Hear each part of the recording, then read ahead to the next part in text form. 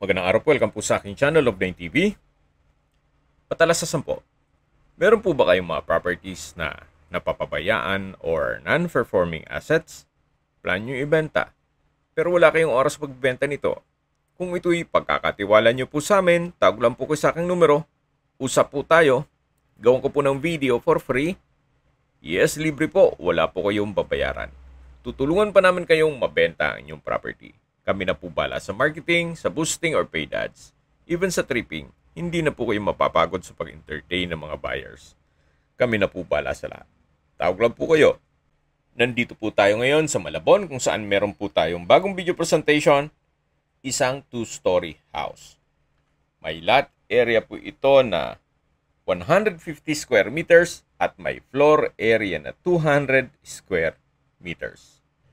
Ito po'y titulado, buhay po ang may-ari, kaya wala po kayong maging problema sa documentation o sa transfer ng title. Nakabakod na po buong property at ito po'y well-maintained.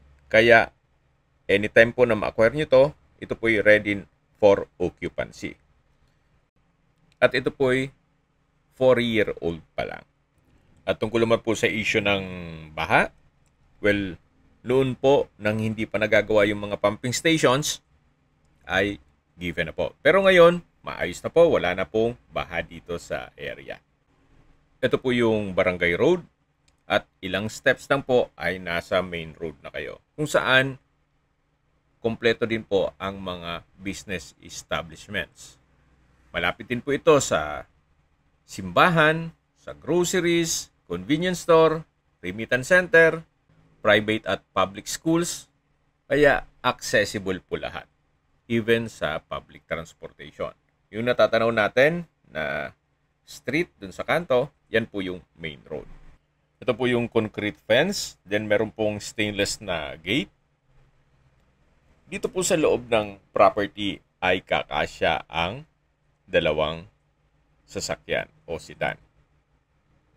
Then ito pong bahay ay meron pong 4 bedrooms at 2 toilet and bath. Tungkol naman po sa presyo at distance, location at travel time, pag-usapan natin sa dulong parte nitong video. Nandito na po tayo sa loob ng property. Ito po yung tinutukoy ko na kakasya po ang dalawang sasakyan. Then sa taas po ay meron pong balkonahe na meron pong 3 kwarto at meron din pong kwarto dito sa ground floor. Lahat pong sliding glass windows ay merong security grill at may moldura na rin. So ito po yung main door. Then may aluminum screen door na rin po ito at naka-solid wood door. Pasok po tayo. So ito po yung living area o salas. Malaki naman ang spasyo, naka-tile flooring, pulido rin ang pagkapintura ng ceiling at wall, may chandelier. Then tungkol naman sa kagamitan, wala pong nabanggit kung kasama po yan. So sa ngayon, i-assume na muna natin na bare po ito. So house and lot lang po.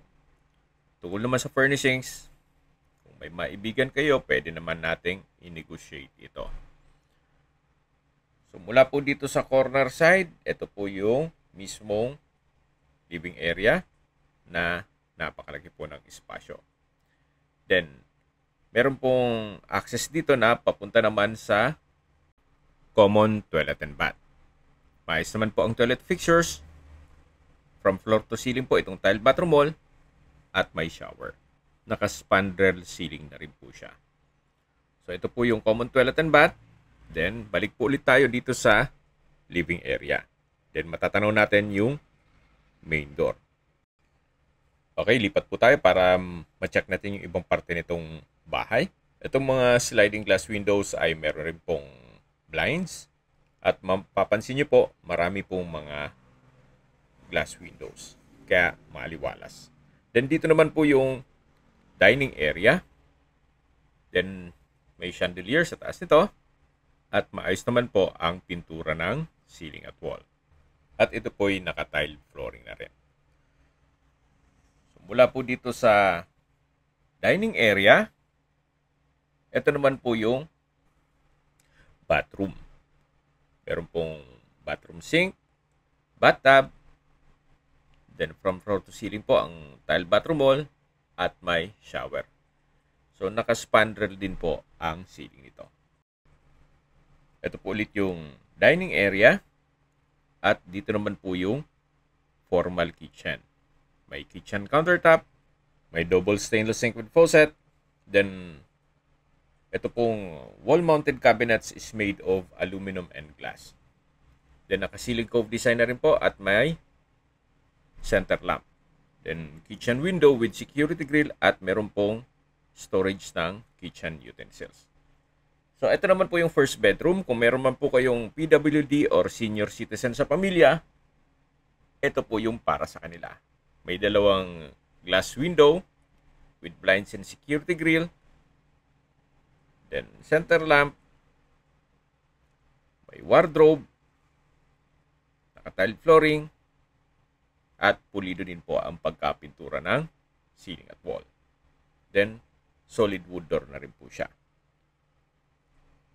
So yan po yung dining at ito naman po yung stairs kung saan ito'y tiled concrete staircase, glass railing at stainless handrail. Samahan niyo po ako, akyat po tayo. Nandito na po tayo sa second floor. Meron pong staircase window na nag-serves as natural sunlight. Okay, ito naman po yung family area.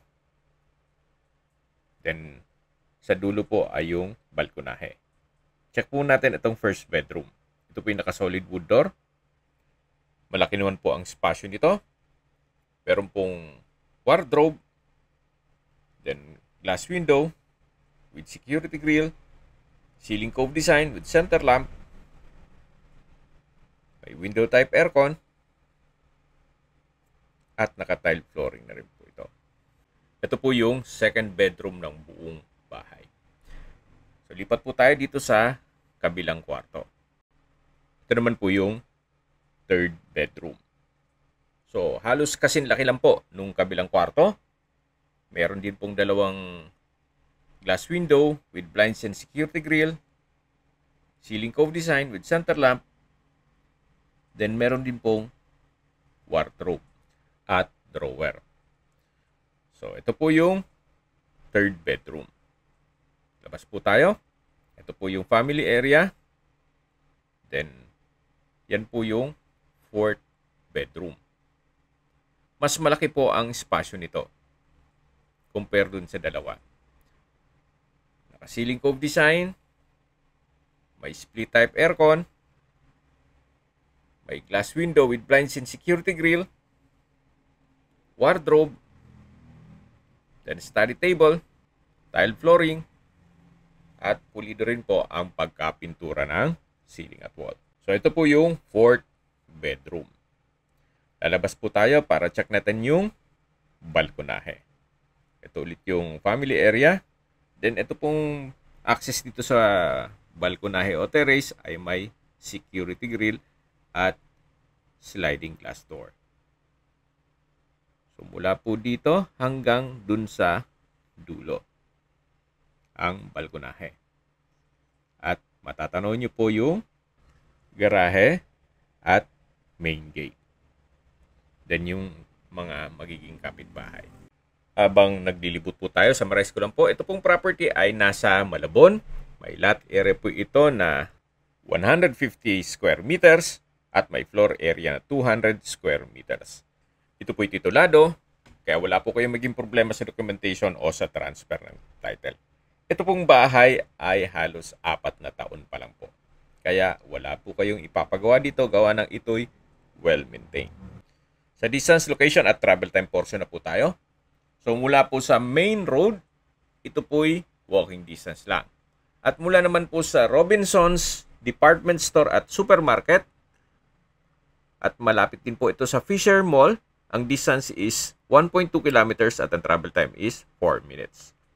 Mula naman po sa City of Malabon University, ang distance is 1.3 kilometers at ang travel time is 5 minutes. Mula naman po sa Malabon Hospital and Medical Center, ang distance is 1.5 kilometers at ang travel time is 4 minutes.